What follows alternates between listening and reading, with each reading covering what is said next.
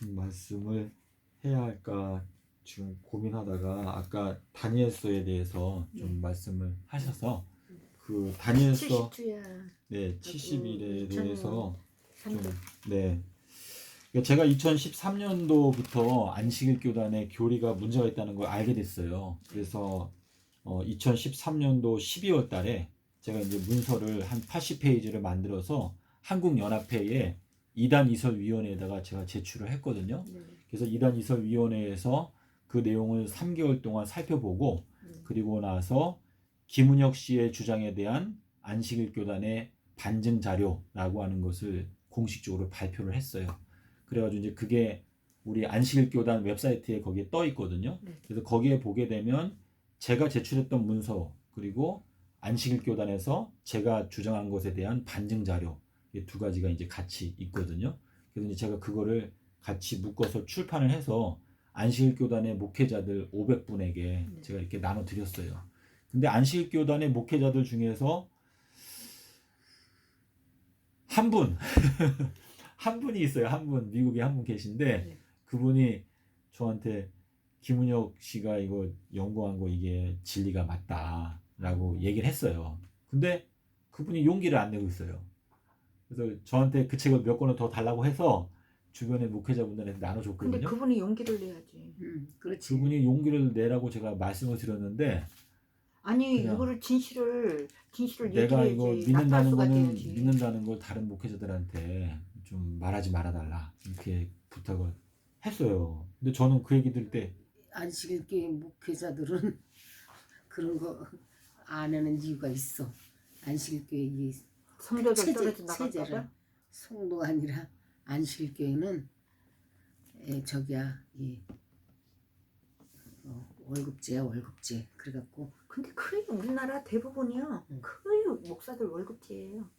아니 그런 교회하고 틀려 여기는. 네, 여기는. 하여튼 그래서 저는 이제 안식일 교회 목사님들께 이거를 제가 좀 호소를 드리려고 노력을 했는데 듣지를 않아서 지금 우리 평신도들이 일어나야 되고 우리가 좀 더 적극적으로 안식일 교회를 개혁하기 위해서 노력을 해야 되겠다라는 생각이 들거든요. 그래서 제가 미국에 있을 때 대총회 아세요?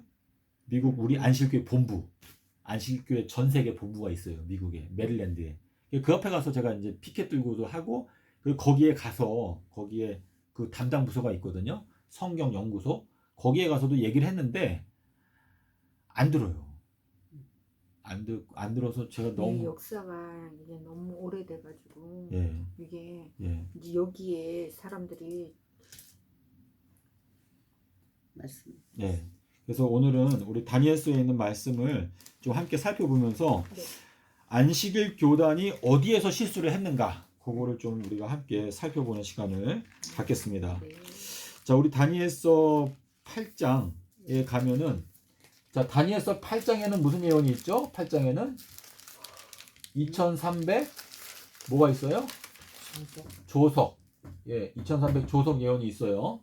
자, 근데 8장의 2300 조석 예언은 13절하고 14절에 나오죠. 여기에서 뭐라고 물어봤죠? 성도들이 짓밟히는 것이 언제까지입니까? 라고 물어봤어요. 자, 여기 짓밟힌다라고 하는 단어가 나오는데 이 짓밟힘이라는 건 뭐예요? 쉽게 말하면 핍박이죠, 핍박. 예, 성도들이 핍박을 당하는 것이 언제까지 계속 진행이 됩니까? 라고 이렇게 물어봤어요. 그러니까 예수님께서 14절에서 대답하실 때 뭐라고 대답했어요? 2300 조석까지다 라고 대답했어요. 까지다. 자, 여기 까지가 있죠. 까지. 네. 자, 까지만 말해주니까 언제부터인지를 우리가 모르죠. 예, 부터는 어디에서 말씀하셨죠? 부터? 자, 부터는 다니엘서 9장에 가면 다니엘서 9장 몇 절이죠? 25절에 가면 거기에 이제 부터가 나오죠. 뭐라고 말했죠? 예루살렘을 어떻게 하는 거? 건축하라는 명령이 날 때부터 라고 이렇게 말했어요. 자, 그래서 요 다니엘서 9장 25절을 알려면은 24절을 우리가 이제 봐야 되는데 여기 24절에 보면은 뭐라고 말했어요? 70일에를 정하긴 정했는데 누구를 위해서 정했다고 그랬죠? 내 백성과 그리고 거룩한 성을 위해서. 그러니까 지금 요 두 가지가 뭐예요? 하나는 사람들을 위해서 또 하나는 성을 위해서 라고 말했어요. 자, 그러면 여기에는 백성이 나오고 백성 또 뭐가 나오죠? 성. 예루살렘 거룩한 성. 그쵸? 성을 위해서 얼마큼을 정했다? 71회. 71회. 71회면은 며칠이에요? 70 곱하기 1회니까 70주일. 예. 490일이죠. 그쵸? 예. 490일의 기간을 정했다라고 이렇게 말씀하셨는데, 자, 지금 요 말씀을 하실 때에 요 백성들의 상태는 어땠어요? 포로로 예, 포로 상태에 있었죠. 그쵸? 성은 어땠습니까? 성은 흡파되고. 예, 폐허가 됐어요. 폐허. 자, 그래서 우리가 25절에 오게 되면 우리나라 말로는 뭐라고 되어 있어요? 중건령이라고 되어져 있는데, 원어 성경을 보면 두 가지 동사가 들어 있는데, 하나는 뭐라고 그랬죠? 돌아가서. 예, 돌아가라. 자, 돌아간다는 건 누구한테 말한 거예요? 돌아간다는 거는 예. 백성들. 그죠? 이 포로로 어디로 잡혀갔었죠? 바벨론. 바벨론으로. 그러니까 이 예루살렘에서 느부갓네살 왕이 예루살렘에 쳐들어와 가지고 그 중에서 아주 귀한 귀족들만 잡아가지고 바벨론으로 포로로 잡혀갔죠. 그래서 바벨론에 잡혀갔을 때 불렀던 선지자가 누구였어요? 예레미야 선지자. 예레미야 선지자가 전했던 기별이 뭐였어요? 너네들이 바벨론에 잡혀가긴 했는데 70년 동안 그냥 꾹 참고 있으면 70년이 차게 되면 바벨론에서 다시 어떻게 한다? 예루살렘으로 돌아오게 해주겠다 라고 하는 약속을 했는데, 그래서 예레미야가 그런 기별을 전하니까 그 사람들이 듣고 싫어했죠. 네. 왜 싫어했어요? 아, 왜 우리가 무슨 이유로 70년까지 기다려? 우리는 당장 가고 싶어. 그러니까 그때 막 거짓 선지자가 나타나가지고 예레미야를 막 욕하면서, 야, 니 그런 소리 하느냐? 우리 하나님께서는 우리를 이제 내년에 돌아가게 할 거다 라고 말을 하니까 예레미야가 울면서 눈물을 흘리면서 그 기별을 전했어요. 자, 그 기별의 진짜 의미가 뭘까요? 우리 지구의 역사가 7천년이 꽉 차게 되면 새 예루살렘에 도착한다 아멘. 라고 하는 것을 말하기 위해서 예레미야가 그 기별을 전했던 거예요. 자, 그런데 지금 여기 다니엘서 9장 25절에 보면은 돌아가서 그 다음에 또 뭐가 있죠? 예루살렘을 건축하라는 명령이 날 때부터, 여기에 부터가 나오죠. 부터. 예, 자, 그래서 우리가 요 부터가 중요한데, 자, 여기에는 부터가 나오고 여기에는 까지가 나와요.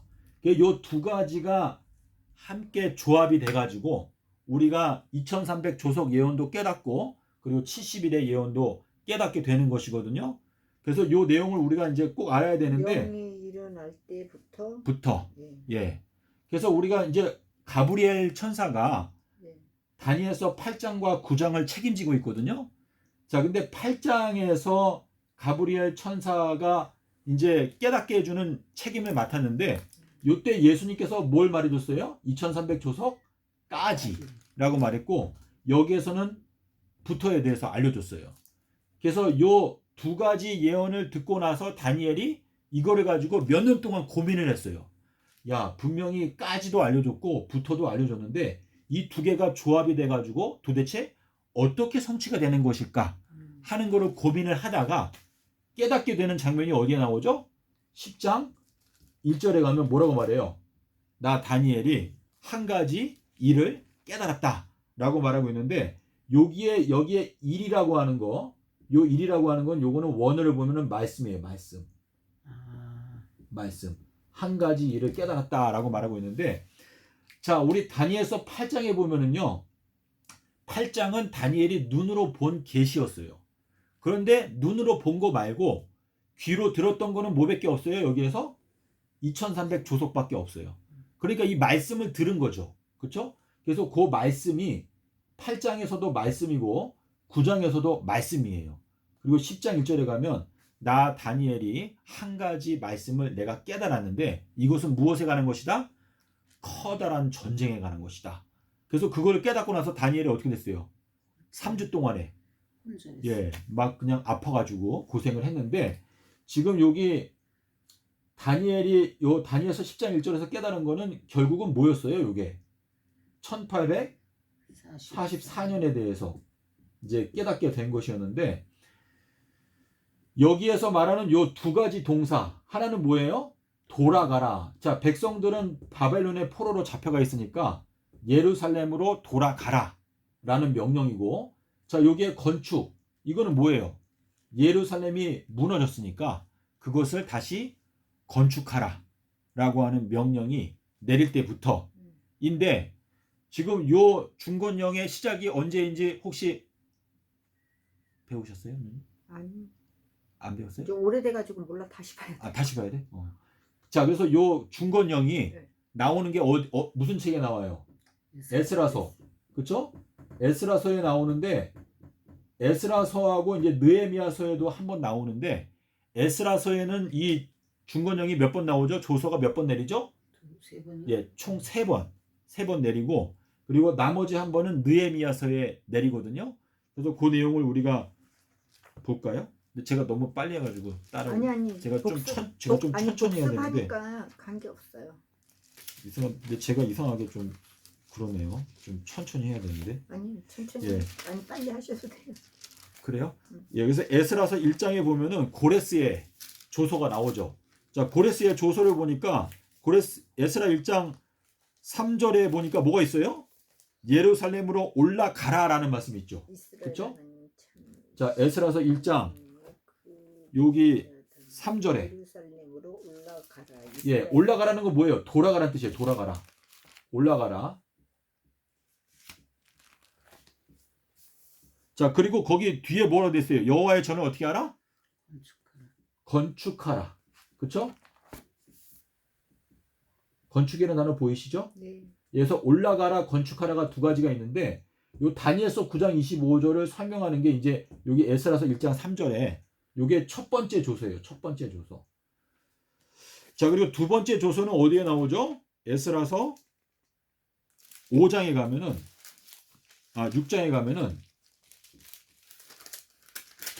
6장에 가면은 뭐가 나오냐면 6장 5절하고 8절 5절하고 8절에 보면 여기에도 똑같이 뭐냐면 돌려보내라. 여기 돌아간다라는 돌려보낸다라고 하는 단어가 나오고 돌려보낸다. 그리고 또 뭐가 나오죠? 건축한다 라고 하는 단어가 여기 나옵니다. 두 번째로. 세 번째 조서가 뭐예요? 세 번째 조서. 요거는 고레스가 내린 거고 요거는 다리오가 내린 거고 세 번째 조서는 어디에 나오죠? 에스라서 7장 9절 13절 그리고 이제 23절에 나오는데 에스라한테 조서를 내렸을 때 에스라가 출발한 날짜가 언제였어요? 457년? 예, 457년 1월 1일? 예, 457년 BC 1월 1일. 1월 1일이 무슨 날이에요? 아비벌 1일이죠. 예수님 탄생하신 날. 예수님께서 태어나신 그 날짜에 이때 에스라가 출발을 했어요. 출발을 해가지고 언제 도착했죠? 예루살렘에? 넉 달 만에. 예, 5월 1일 날 도착을 했어요. 자, 그래서 지금 이 1844년에 대해서 들어보셨다고 하셨죠? 1844년. 자, 요 1844년이 요게 이제 457년 기원전 요 이제 아비벌 1일인데 아비벌 1일 요때 에스라가 예루살렘을 향해서 출발을 했거든요. 근데 요것에 근거를 해가지고 여기에서부터 2300년을 더한 거예요. 2300년을. 그래서 요 1844년도 3월 21일이 정확하게 요때도 3월 21일이거든요. 우리나라 달력으로. 자, 그래서 3월 21일부터 3월 21일까지 요때가 아비벌 1일이에요. 그래서 몇 년이죠? 정확하게? 2300년이죠. 그래서 윌리엄 밀러에 대해서 우리가 아는데 윌리엄 밀러가 재림운동을 할 때 언제 예수님이 재림하신다고 재림운동을 했어요? 1844년도 봄에 2300년이 끝난다. 그러니까 여기 2300년까지 짓밟힌다라고 말했으니까 짓밟힌 기간이 끝나는 거는 이제 예수님께서 재림하시는 거구나. 자, 짓밟힌다는 건 뭐예요? 계시록 11장에 뭐라고 나오죠? 42달 동안 어떻게 한다? 짓밟으리라 라고 돼 있죠. 그러니까 이걸 보니까 짓밟히는 게 끝나면은 42달의 짓밟힘이 끝나는구나. 그러면은 요때 재림하시는구나 라고 생각을 한 거예요. 그래서 요때 재림운동이 전 세계적으로 있었는데 특별히 미국에서 5만 명 이상의 사람들이 윌리엄 밀러를 따르면서 엄청난 재림운동이 일어났어요. 그래서 많은 사람들이 자기의 재산을 버리고 온전히 그냥 예수님의 재림을 기다리려고 요 1844년도 3월 달에 예수님의 재림 이제 우리 몸이 갑자기 들림을 받을 걸로 생각을 하면서 기다리고 있었어요. 근데 예수님이 안 오셨어요. 안 오시니까 그때 재산을 다 그냥 팔아버리고 복음 사업에 온전히 헌신했던 사람들이 마음 가운데 큰 실망이 있었겠죠. 그러니까 뭔가 우리가 이게 분명히 확실한 예언은 맞는데 이게 도대체 어떻게 된 것일까 해가지고 성경을 막 살피다가 성전 정결, 여기 이제 14절에 보면은 뭐라 했어요? 2300 조석까지니 그때 어떻게 된다? 성소가 정결하게 된다라고 하는 말이 있어요. 자, 성소가 정결하게 된다라고 하는 말이 있으니까 사람들이 성경을 보다가 성소가 정결하게 되는 게 7절기 중에서 언제예요? 대속제일. 예, 대속제일 때는 어떻게 하죠? 대제사장이 지성소에 들어가죠. 그래서 그때에는 이 아사셀을 위한 염소가 모든 백성들의 죄를 아사셀을 위한 염소한테 머리에 얹고 그 염소를 어떻게 해요? 광야 무인지경에 가가지고 버려버리거든요. 그게 이제 7월 달에 있으니까 우리의 모든 죄가 다 끝나고 아사셀을 위한 염소에게 전가돼가지고 광야에 버려지는 게 7월 달에 있는 대속죄일 절기에 있으니까 여기 14절에서 말하고 있는 성소가 그때야 정결케 되리라 라고 하는 말씀이 있으니까 그러면 봄이 아니고 가을인가 보다 라고 사람들이 생각을 하게 됐어요. 그래서 가을로 이제 재림 날짜를 옮긴 거예요. 그래서 요 3월 21일 요 때가 아니고 언제로 옮긴 거죠? 지금 우리가 예언의 신을 읽어보니까 10월 22일 요 때가 이제 유대력 달력으로 대속제일이 요 때다라고 해가지고 요 때로 재림운동을 했어요. 그런데 예수님이 오셨어요? 안 오셨어요. 안 오셨는데 요 때의 화인 여사가 몇 살이었냐면 17살이었어요. 17살. 근데 요 10월 22일이 지나고 나서 화인 여사가 첫 번째 계시를 받은 게 요 때 12월 제가 알기로 31일인데 요 때 첫 번째 계시를 받았어요. 그래서 그때부터 이제 선지자로 부름을 받고 평생 동안에 2000번 이상의 계시를 받으면서 엄청난 분량의 예언의 신의 글을 남겼어요. 그런데 화인 여사는 요 때 재림운동을 참여를 했는데 화인 여사가 생각했던 건 뭐냐면 요게 진짜고 요게 가짜라고 생각을 했어요. 그런데 진짜는 뭐냐? 요게 진짜이고 요게 가짜예요. 근데 요게 어떻게 된 거냐면 요 1844년 3월 21일 요 때 재림운동 할 때만 해도 예수님의 십자가 연도는 서기 30년이었어요. 30년.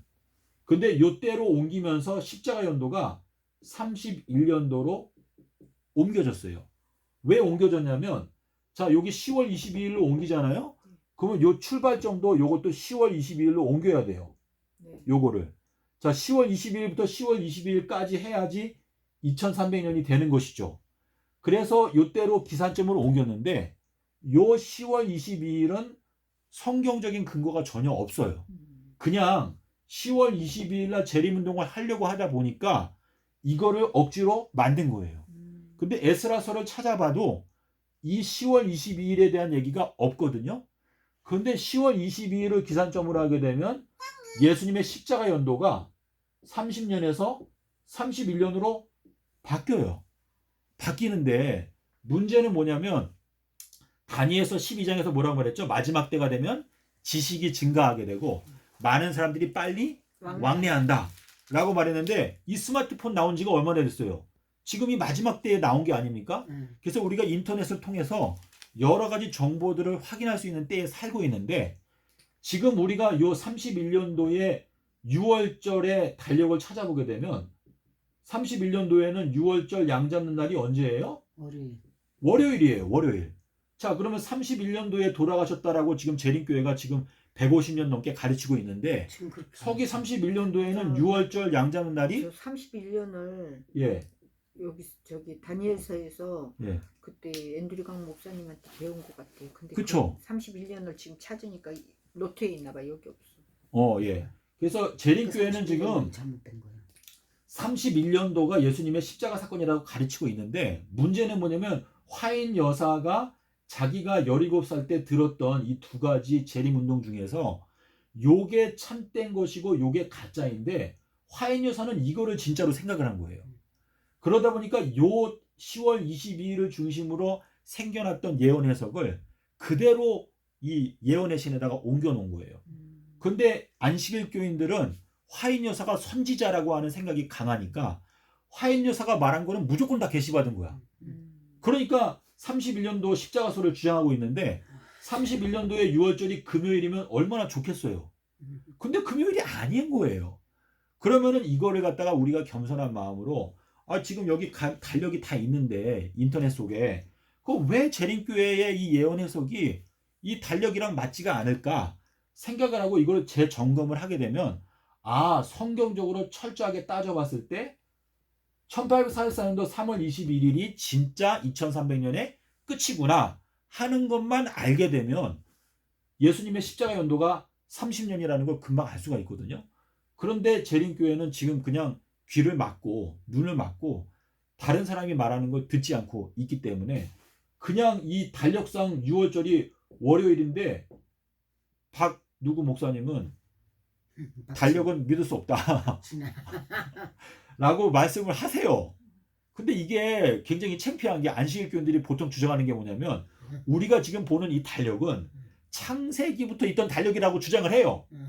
근데 왜 또 달력은 믿지 못하겠다라는 말을 하나. 이게 이율배반적이기 때문에 우리가 지금 현실적으로 말씀에 철저하게 근거해가지고 다니엘서 8장과 9장을 살펴보게 되면 예수님께서 돌아가신 날짜는 서기 30년이구나 라는 걸 알 수가 있는데 에스겔서 1장 1절을 제가 이제 깨닫고 나서 굉장히 놀랐어요. 에스겔 1장 1절에 30년 4월 5일 날 예수님께서 돌아가신 날짜가 거기 적혀 있거든요. 30년 4월 5일. 예, 에스겔 1장 1절에 보면 에스겔이 하나님의 보좌를 보았죠. 그렇죠? 그런데 왜 30년 4월 5일일까? 그 30년 4월 5일이 바로 예수님의 십자가 사건의 날짜가 되었다라는 것을 우리가 알 수가 있는데 왜 하나님께서 에스겔을 부르셨을까? 에스겔은 뭐예요? 하나님께서 강하게 하실 자라고 하는 뜻인데 30째 해 예. 넷째 달 초 닷새. 예. 자, 그런데 26절에 가면 거기 뭐라고 나와요? 보좌에 앉은 분이 나오거든요. 26절에. 그래서 에스겔 1장에서 에스겔이 봤던 게 뭐예요? 그 머리 위에 하나님의 궁창 위에 보좌의 형상이 있는데 그 모양이 녹보석. 여기는 남보석? 예, 남보석 같더라. 예. 그렇게 나오잖아요. 그 보좌가 뭐예요? 지성소 안에 있는 법궤의 뚜껑이거든요. 지성소 안에 있는 법궤 뚜껑의 이름이 뭐죠? 시은좌. 하나님의 은혜를 베푸는 보좌다라고 하는 단어가 있잖아요. 그래서 이 에스겔이 왜 30년 4월 5일 날 하나님의 보좌를 보았을까? 이거는 에스겔은 하나님께서 강하게 하시는 자인데 이날이 예수님 십자가에 달리신 날이에요. 30년 4월 5일이. 예. 그래서 우리가 이제 인터넷에서 유대력에 가 보게 되면 하나님께서는 말씀 속에 다 예언해 놓으셨어요. 여기 저기 해놨어요. 여기다가 그때. 지난번에 오셨을 때. 네, 여기 왔어요. 여기다가. 예. 그래서 우리가 그 timeanddate.com에 가면은요 유대력이 있어요. 거기에 가서 이제 누님이 직접 보시면은 여기 이제 적어 볼게요. 네. time and date.com 요게 가셔가지고 이스라엘 나라를 선택하시면 돼. 그러면 이제 유대력이 나오거든요.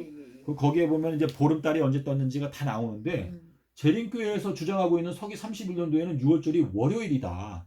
이거를 재림교회가 겸손하게 받아들이게 되면 재림교회가 흔들리는 거예요. 다 틀리지. 흔들리면서 아니 우리가 지금까지 믿어왔던 선지자의 기별이 뭐가 문제가 있나? 그래서 검토를 하다 보면 30년이 나오거든요. 근데 화인 여사가 그랬어요. 이 마지막 때에 재림 교단의 흔들림이 올 건데 이제 하나님의 참된 백성들은 우리가 지금까지 걸어왔던 이 믿음의 토대들을 한 가지씩 다 점검할 것이다. 근데 그거를 점검하는 과정에서 참된 진리가 보이게 될 것이다. 라고 예언되어져 있는데 예언되어져 있어요? 예. 그럼에도 불구하고 이거를 보지 않기 때문에 지금 재림교회 전체가 흑암 가운데 있는 것이거든요. 그 흔들리는 게 맞네요. 흔들림이 맞아요. 그래서 재림교회가 지금 예수님의 참된 증인의 겉면 계시록 3장 14절에 나오잖아요. 근데 재림교회는 참된 증인이 화인 여사래. 성경에서 말하는 참된 증인은 예수님밖에 없어요. 오직 주만 거룩하시니이다. 맞아요. 야고보서 3장에 뭐라 그랬어요? 우리 모두가 다 실수를 많이 한다고 그랬어요. 우리가 말의 실수가 많다고 그랬거든요. 근데 예수님께서는 계시록 15장에 가면 오직 주만 참되시고 거룩하시다라고 말하고 있는데 여기에 참된 증인이 나오거든요. 근데 화인 여사가 뭐라고 그랬냐면 참된 증인의 증거 때문에 이 재림교회가 안식일 교회가 다 흔들리게 될 것이다 라고 예언이 되어져 있어요. 그래서 지금 그 증거를 못 풀 뿐이네. 증거는 돼 있는데 못 푸는 것 뿐이잖아요. 네. 그러니까 전도사님이 풀으셨잖아. 흔들리는 게 맞네. 예, 그래서 저는 확실하게 이 진리의 말씀에 대해서 확신이 있으니까. 왜냐면 30년으로 하니까 30년 10월 22일로 하니까 예.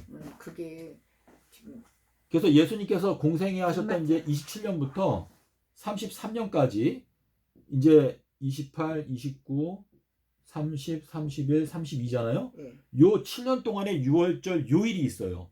수, 월, 토, 수, 월, 월, 금인데 수, 월, 토, 수, 월, 월, 금. 요게 이제 6월절 양 잡는 요일이에요. 자, 그런데 이 중에서 여호와 증인들은 예수님의 십자가 연도를 요때라고 주장해요. 요때. 여호와 증인. 여호와 증인들은 예수님이 금요일 날 돌아가셨다고 생각을 하니까 이 7년 중에서 금요일인 게 요거밖에 없잖아요. 그러니까 여호와 증인들은 요때라고 주장을 하거든요. 근데 안식일 교단은 요때라고 주장을 해요. 근데 요 첫 번째 요 대실망 때 요때만 해도 십자가 연도가 요거였어요. 안식일 교회는. 그래서 안식일 교단 뭐 아니 안식일 교회에서는 지금 모르니까 그러는 거예요. 그렇죠. 예. 그러니까 재림운동 할 때 요 1844년도 봄만 되었어도 요때까지는 십자가 연도가 30년이라고 가르쳤어요. 근데 요 10월 22일로 옮기면서 십자가 연도를 이렇게 옮긴 거예요. 아니 십자가 연도 수요일이라고 가르쳤다고요? 아니요. 수요일은 안 가르쳤는데 십자가 연도가 30년에 금요일 날 돌아가셨을 때 이제 그렇게 가르쳤는데 요거는 이제 그 책에 나오거든요. 문서에.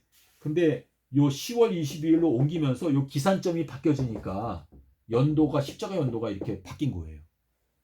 근데 여호와 증인들은 금요일 날 돌아가신 연도를 찾다 보니까 33년도를 주장하게 된 것이고, 그래서 이 장감리 교회나 우리 모든 기독교회가 전부 다 예수님의 십자가 연도는 30년에서 33 요 사이다. 이거는 다 인정해요. 왜냐면 고고학적인 자료를 보게 되면 요때가 될 수밖에 없어요.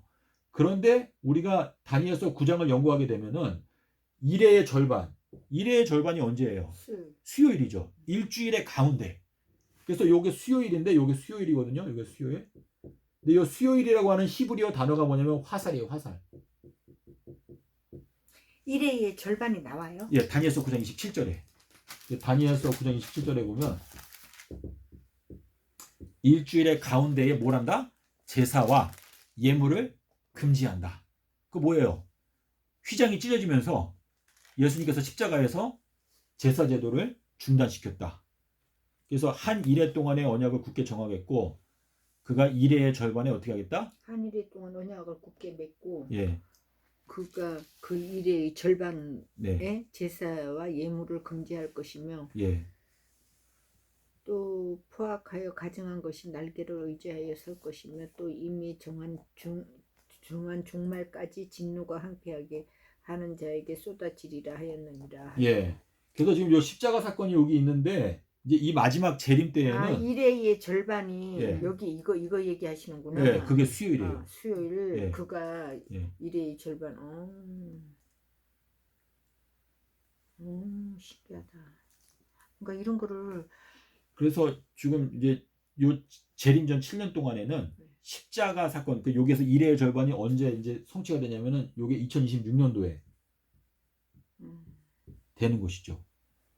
그래서 멸망의 미운 물건이 세워지는 때, 그 멸망의 미운 물건을 세운다는 거 뭐냐면 주님을 십자가에 못 박는다는 뜻인데,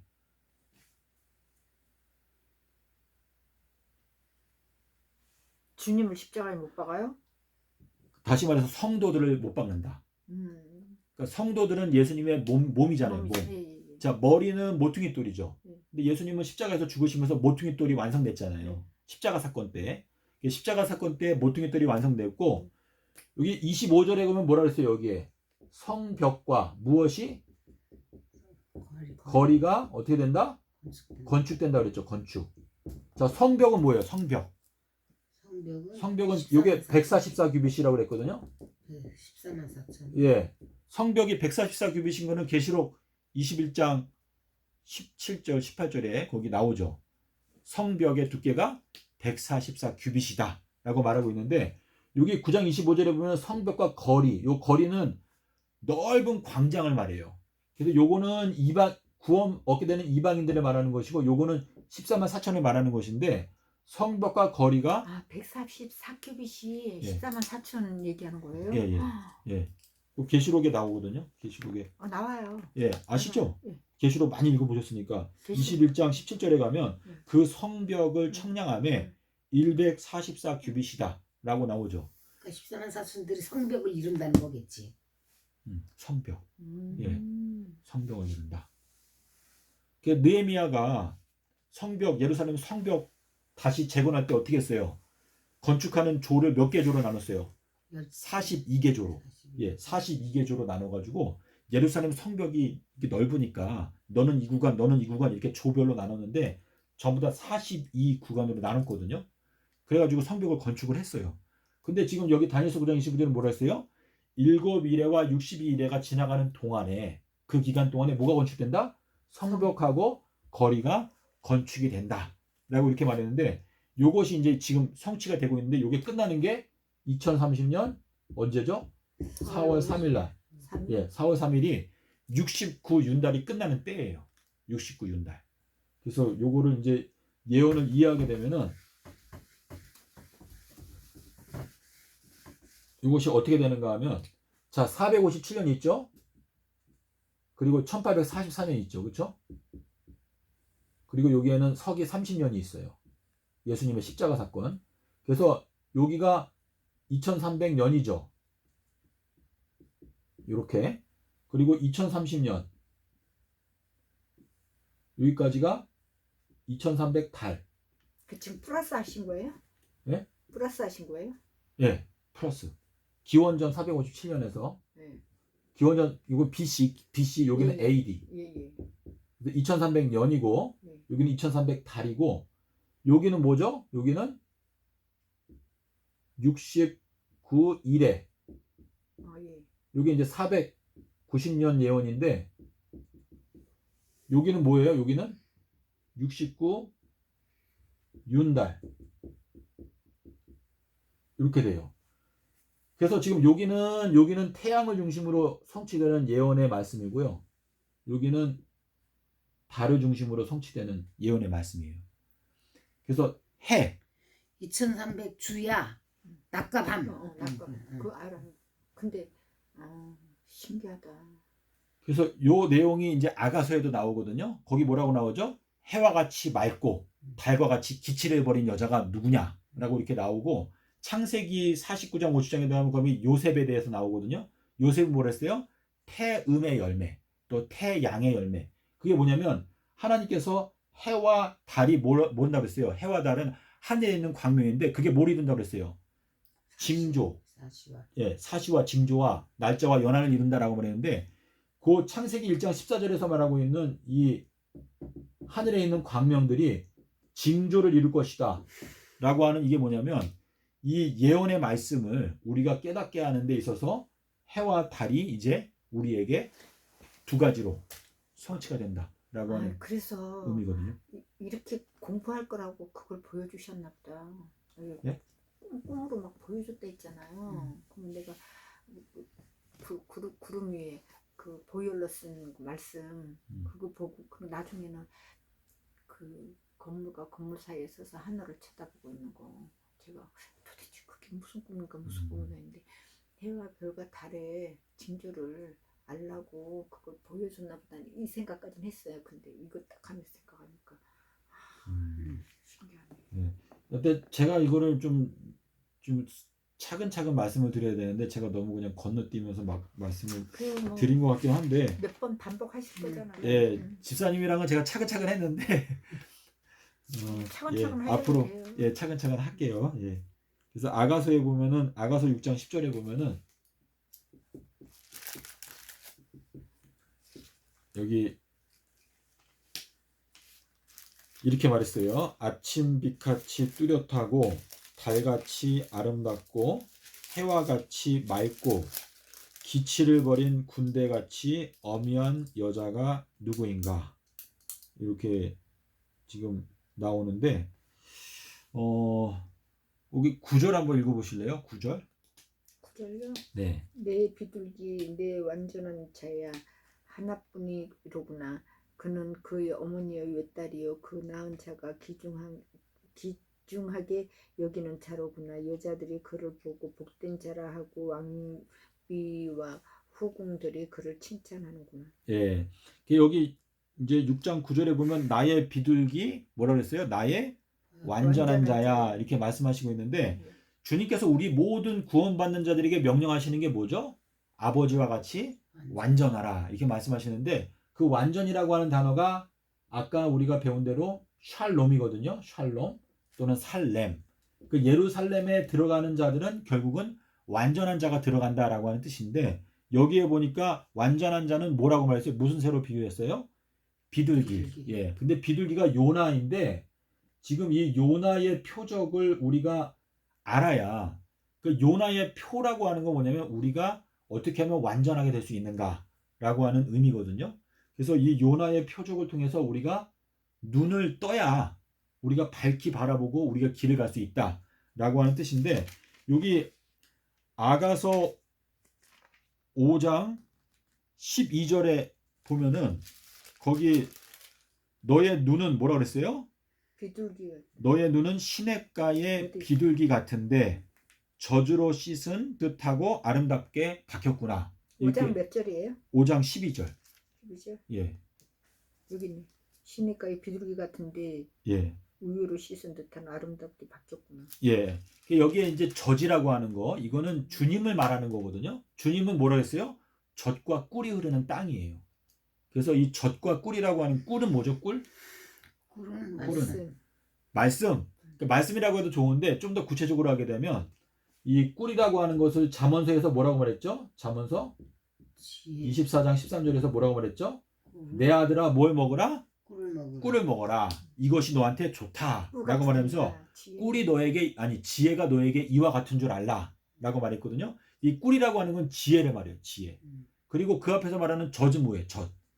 저는 신령한 젖을 마셔라라고 말했는데 이것은 성령을 말하는 것인데 이 젖이라고 하는 단어가 원어로 보면 이게 기름을 뜻해요. 기름. 성령의 기름. 예, 성령의 기름. 그래서 가나안 땅을 말할 때 뭐라 그랬어요? 젖과 꿀이 흐르는 땅이다라고 말했는데 여기 아가서에 보면은요. 아가서 4장에 가면은 4장 11절 한번 읽어 보실래요? 내 신부야 내 입술에서는 꿀방울이 떨어지고 내 혀 밑에는 꿀과 젖이 있는 내 의복의 향기는 레바논의 향기 같구나. 네, 여기 보면 이제 꿀과 젖이 혀에서 나온다고 그랬죠. 네. 이 혀라고 하는 것은 예수님의 말을 말하는 건데 예수님의 입에서는 좌우에 나선 검이 나온다고 말했잖아요. 네. 그래서 예수님의 입술에서 나오는 것은 생명의 말씀, 은혜로운 말씀, 권세 있는 말씀이거든요. 그래서 이것이 꿀과 젖이 있다라고 말하는 것은 예수께서 가라사대는 꿀과 젖이 흐르는 말씀이에요. 예. 그래서 그것을 생각하시면 예수님의 말씀이 얼마나 복이 있는지 알 수 있는데 예수님께서 내가 너희들에게 허락해주는 표적은 뭐밖에 없다? 요나의 표적 외에는 없다 라고 말했어요. 그걸 생각하면은 요나의 표적이 얼마나 중요한지 그쵸. 느낌이 오지 않아요?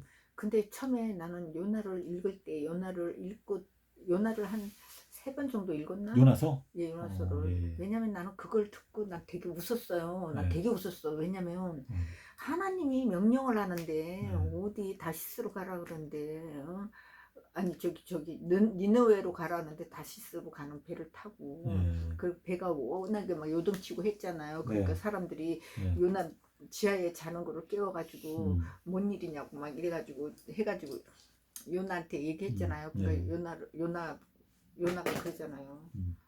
자기 밀으라고 자기를 나를 바다에 던져라 이랬잖아요. 네. 근데 그것도 바다에 던졌는데 물고기 뱃속에 들어간 것까지는 괜찮은데 난 너무 웃기는 게 요나가 니느웨로 가라 그러는데 다시스로 갔고 또 하나님이 거기다 박넝쿨을 내렸잖아. 이게 박농쿨 내렸는데 벌레들이 다 갉아먹어갖고 막 네. 햇볕이 막 쬐니까 차라리 자기 죽여달라고 맞아요. 하잖아요. 예. 그러니까 하나님, 내가 그때는 그게 너무 웃겼어. 하나님도 짓궂으신 것 같고 요나도 짓궂은 것 같고 둘이 막상 막 간 거야. 그 생각만 하고 난 막 웃었어요. 어머 귀여워, 너무 웃겨, 너무 웃겨 막 이랬거든요. 그래서 나중에 또 두 번, 세 번 읽으니까 근데 왜 요나가 회개하는 게 자기가 이렇게 잘못했으면 회개를 해야 되는데 회개하는 게 왜 안 나오나 이런 생각을 했지. 예. 그래서 하여튼 오늘 지금 뭐 말씀 마치기 전에 한 가지 구절만 좀 볼게요. 네. 다니엘서 예. 8장 19절하고 계시록 15장 1절. 요 둘이 짝이거든요. 요것만 좀 마음 가운데 꼭 기억하시면 좋겠어요. 자, 다니엘서 8장 19절에서 뭐라고 말했냐면 진노하심이 맞춰지게 되는 것을 너에게 알려주겠다고 그랬어요. 이게 8장 19절에. 다니엘서 8장 19절. 예. 보게 되면 다니엘서와 계시록의 연관성이 중요하다는 걸 말씀드리려고 하는 건데요. 네네. 진노하심이 맞춰짐. 진노하시는 때가 마친 후에 될 일이 내가 내게 알게 하리니 예. 이 환상은 정한 때 곧 관한 것임이니라. 네. 정한 때 끝에 관한 것. 예, 정한 때 끝에 가는 것임이라. 네. 그 8장에서는 2300 조속 예언이 나왔잖아요. 예. 근데 2300 조속 예언에 대해서 지금 가브리엘이 다니엘한테 설명하기를 이 이상은 진노하심이 맞춰지게 되는 후. 그런데 후는 원에는 없고 진노하심이 맞춰지게 되는 때 곧 끝에 관해서 내가 알려주겠다 그랬어요. 근데 계시록 15장 1절에 뭐라고 말했죠? 계시록 15장 1절에 일곱 재앙으로 어떻게 된다고 그랬어요? 하나님의 진노하심이 맞춰진다 라고 말했어요. 그러면 지금 요 두 가지 성경 구절을 봤을 때 뭐예요? 2300 조속 예언은 진노하심이 맞춰지게 되는 때에 관한 것이고 7재앙도 뭐예요? 7재앙도 하나님의 진노가 맞춰진 때. 7재앙으로 맞춰진다 라고 말했어요. 그러니까 우리가 요 8장 19절과 계시록 15장 1절을 통해서 알 수 있는 게 뭐냐면 2300 조속 예언은 7재앙까지 연결되어져 있구나 라는 걸 알 수 있어요. 그것만 좀 이해를 하시면 이제 계시록 13장 3절에 가면 이게 나오거든요. 그 머리 하나가 상하여서 어떻게 되었다? 죽게 된 것 같았는데 그 상처가 낫게 되니까 어떻게 됐어요? 성도들을 42달 동안 짓밟는다 라고 나왔어요. 그러니까 알 수 있는 게 뭐예요? 짓밟는 게 몇 번 있는 거예요? 2번 있는 거죠. 자, 짓밟았다가 상처가 났어요. 짓밟았다가 상처가 나가지고 다시 그 상처가 낫게 되니까 또 짓밟는다. 그게 계시록 13장 3절에서 나오는 말씀이거든요. 그래서 짓밟히는 게 2번 있기 때문에 2300 예언은 2번 성취가 된다 라고 하는 의미가 되고, 요 70일의 예언은 왜 2번 성취가 되냐면 여기 처음은 요거는 모퉁이돌 건축이에요. 모퉁이돌 건축. 요거는 성벽과 거리 건축. 모퉁이돌은 예수님의 십자가, 그게 모퉁이돌 건축이고, 요거는 뭐예요? 성도들, 성벽과 거리. 이게 구원하는 백성을 말하는 것인데 그 사람들이 건축되기 위해서 69 윤달이 지나간다. 그래서 이 70일의 예언도 2번 성취될 수밖에 없는 게, 먼저는 모퉁이돌 건축이 십자가 사건을 통해서 이루어지고 그 다음에는 성벽과 거리가 건축이 된다 라고 하는 뜻이거든요. 그래서 2300도 짓밟히는 게 2번이다. 짓밟힘이 2번이고 건축 과정이 2단계다. 모퉁이돌 건축, 성벽과 거리 건축. 이거는 첫 번째 짓밟힘, 두 번째 짓밟힘. 이렇게 이해를 하시면은 요 다니엘서 8장과 9장이 신기하게 요걸 깨닫게 되면은요, 8장하고 9장하고 12장이 함께 성취가 돼요. 함께.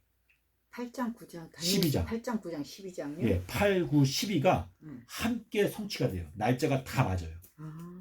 그래서 이제 그게 마지막 때 성취가 그렇게 되는데,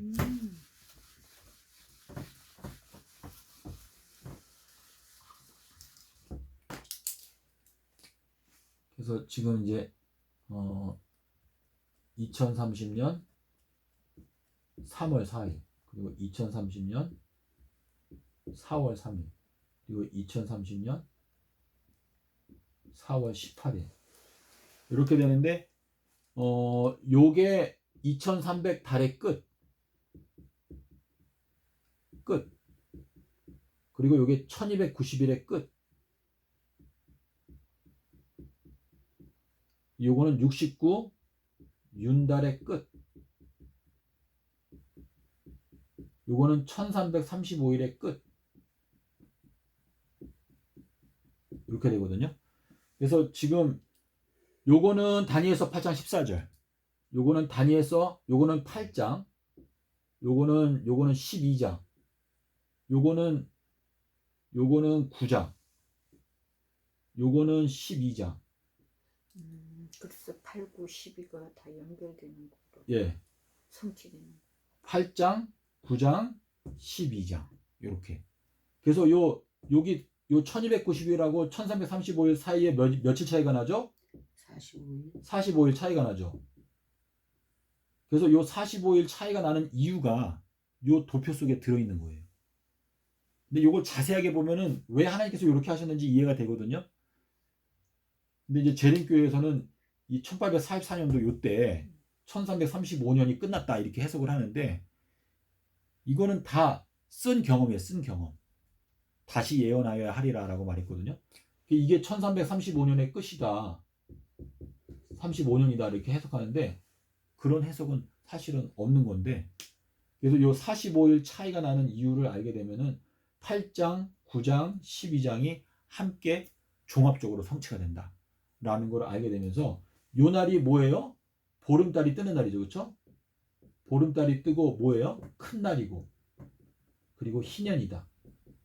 이렇게 그래서 보름날, 큰날, 희년에 주님이 재림하신다 라고 하는 게 성경 말씀에 다 나와 있죠. 요거는 잠언 7장 20절, 요한복음 19장 31절, 요거는 레위기 25장 9절에 세 가지 조건을 충족하는 게 요때다 라는 것이거든요. 예. 그래서 요것만 우리가 이제 이해를 하게 되면 재림 전 7년에 대해서 우리가 확실하게 알 수가 있고 내년도부터는 비가 안 온다. 그리고 내년도부터 두 선지자를 부르신다 라고 하는 거 우리가 이제 알 수가 있죠. 예. 쌀 사다 놔요. 챙겨놔야 돼. 빨리 집 짓고 빨리 집 저기 하고 쌀 사다 놔야 돼. 응? 쌀 사다 놔야 돼. 양식 준비해놔야 돼. 예. 그렇지. 이제 준비해놔야지. 물도 준비해놔야 되고 왜냐면은 기근이 비가 안 오니까 농사도 못 짓는데 물이 어디서 저기 하겠어요. 그래서 악한 자는 아무도 깨닫지 못하지만 오직 지혜 있는 자는 깨닫게 되리라 라고 말했는데 그 지혜가 예수님의 지혜거든요. 네. 근데 예수님께서 요나의 표적을 말씀하실 때 네. 나는 솔로몬의 지혜보다 더 큰 더 자다라고 큰 자다. 말씀하셨기 때문에 요나의 표적이 이 모든 문제를 푸는 열쇠예요. 네. 요나의 표적을 통해서 십자가 사건 연도하고 요일만 딱 깨닫게 되면은 그때부터는 이 예언이 다 열릴 수밖에 없어요. 그게 황금 열쇠거든요. 그거를 통해서 우리가 이거를 마음 가운데 우리가 지금 확신을 얻고 있지만 주님께서 우리의 믿음에 대해서 인정해 주시는 거는 내년이라고 생각이 되거든요.